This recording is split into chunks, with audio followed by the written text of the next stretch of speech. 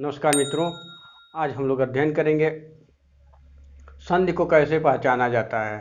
तो यहाँ से हर परीक्षाओं में प्रश्न बनते हैं और संधि शब्द दे देता है और पूछ देता है कि इस संधि शब्द में कौन सा संधि होगा। तो आइएगा पहले हम संधि की किस बेसिक कंसेप्ट को समझें, उसके बाद से हम संधियों को कैसे पहचानने का तरीका है वो हम आपको बताएंगे ट्रिक के माध्यम से, और वो भी कम समय में आप देख करके पता कर सकते हैं कि इसमें कौन सी संधि होगी। तो आइएगा, संधि संधि को कहा जाता है वर्ण विधि। संधि को वर्ण विधि कहा जाता है। संधि का विलोम विलोम होता है विच्छेद। संधि दो वर्णों के मेल अर्थात योग, यानी दो वर्णों को आपस में जोड़ दिया जाए, मेल करा दिया जाए तो क्या होता है, संधि का निर्माण होता है। संधि तीन प्रकार की होती है। कौन कौन होती है? एक होता है स्वर संधि, दूसरा होता है व्यंजन संधि, व्यंजन संधि, तीसरा होता है विसर्ग संधि। तो आज हम स्वर संधि को पहचानने का तरीका आपको बताएंगे। तो आइएगा, स्वर संधि हम पहचानने का तरीका समझते हैं। अगर स्वर संधि की बात करें तो स्वर संधि 5 प्रकार की होती है। स्वर संधि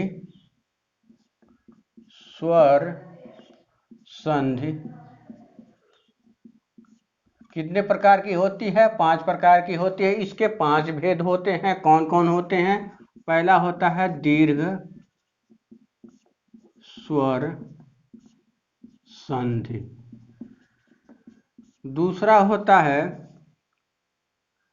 गूढ़ स्वर संधि, तीसरा होता है वृद्धि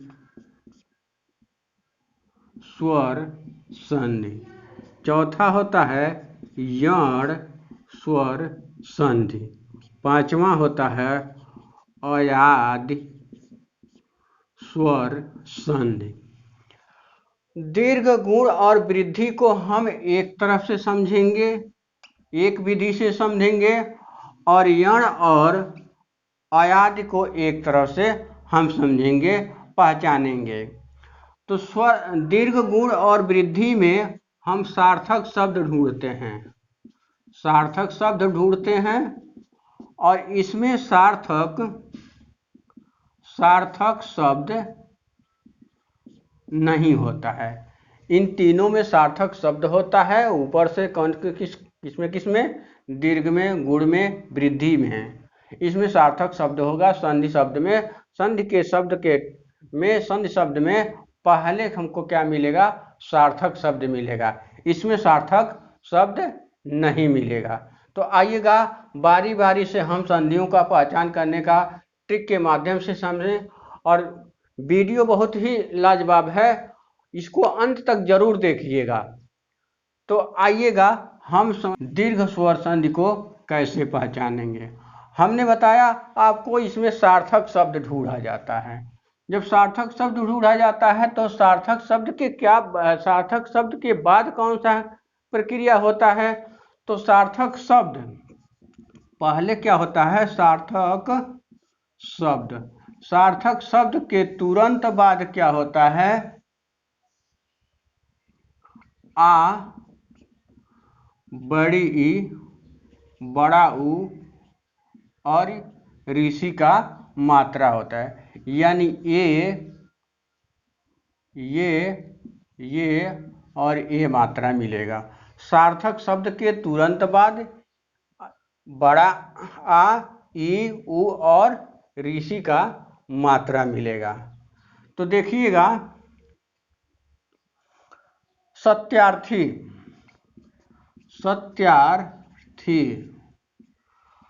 सत्यार्थी में हमने बताया अभी आपको, सार्थक शब्द मिलेगा, सार्थक शब्द के बाद ये मात्राएं मिलेंगी, इनमें से कोई एक मात्रा होगा। यहाँ देखिए सत्य, ये क्या है? सार्थक शब्द है। सत्य ये क्या है? सार्थक शब्द है। सार्थक शब्द का मतलब होता है जिसका कोई न कोई अर्थ निकले। तो सार्थक शब्द के बाद तुरंत यहाँ देखिएगा आ का मात्रा है। इसी तरह से देखिएगा शिवाल, यहाँ पे शिव, शिव क्या है? सार्थक शब्द है। शिव सार्थक शब्द के तुरंत बाद ये आपका मात्रा है। इसी तरह से भानुदय, भानुदय, भानु उदय में भानु क्या है? एक सार्थक शब्द है और सार्थक शब्द के तुरंत बड़ा ऊ का मात्रा मिल रहा है। तो यहाँ से हम क्या समझेंगे? ये कौन सी संधि है? दीर्घ स्वर संधि है। इसी तरह से अन्य उदाहरण और देखिएगा, मातृराम, मातृराम, मातृराम में मात्र क्या है? एक सार्थक शब्द है। मात्र क्या है? एक सार्थक शब्द है, उसके बाद से ऋषि का मात्रा मिल रहा है। उसी तरह से रविंद्र, रविंद्र में रवि एक सार्थक शब्द है। रवि क्या है? एक सार्थक शब्द है और सार्थक शब्द के बाद तुरंत ये मात्रा मिल रहा है। तो कौन सी संधि होगी? दीर्घ स्वर संधि होगी। इसी तरह से आइएगा हम आगे बढ़ते हैं, गुण स्वर संधि को समझते हैं। तो गुण स्वर संधि में क्या होता है? सार्थक शब्द होगा संधि शब्द में और संधि शब्द के बाद मात्राएं मिलेंगी। कौन मात्रा मिलेगी? तो आइएगा गुण स्वर संधि। सार्थक शब्द के तुरंत ठीक बाद आपको ये और अर की मात्राएं मिलेगी। सार्थक शब्द के तुरंत बाद ये मात्राएं मिलेंगी। वह कौन सा संधि होगा? गुण स्वर संधि होगा। तो जैसे देखिएगा महेश, महेश में क्या है? महा एक सार्थक शब्द है। महा एक सार्थक शब्द है, उसके तुरंत बाद ये मात्रा मिल रहा है। रमेश, रमेश में रमा एक सार्थक शब्द है और सार्थक शब्द के तुरंत बाद ये मात्रा आपको मिल रहा है। देखिएगा सूर्योदय, सूर्योदय में सूर्य के बाद क्या मिल रहा है? ये मिल रहा आपको, ये मात्रा मिल रहा है। तो कौन सी संधि होगी? गुण स्वर संधि होगा। इसी तरह से महर्षि, महर्षि, महर्षि में महा एक सार्थक शब्द है। सार्थक शब्द के बाद यहाँ और मिल रहा है। कैसे मिला है? जब महर्ष को हम अलग अलग तोड़ेंगे, व्यंजन और स्वर में जब तोड़ेंगे तो म होगा प्लस अ होगा प्लस ह होगा प्लस अ होगा और प्लस र होगा प्लस स होगा और प्लस ई होगा। ठीक, तो यहाँ देखिएगा और जहाँ भी आसमानी र दिखे उसके पहले ठीक क्या मिलेगा? आपको अ मिलेगा। तो यहाँ और हो गया। तो ये महर्ष में कौन सा संधि है? गुण स्वर संधि है। इसी तरह से देखिएगा वृद्धि स्वर संधि को। अगला हमारा क्या है? वृद्धि स्वर संधि है। तो वृद्धि स्वर संधि को हम कैसे पहचानेंगे?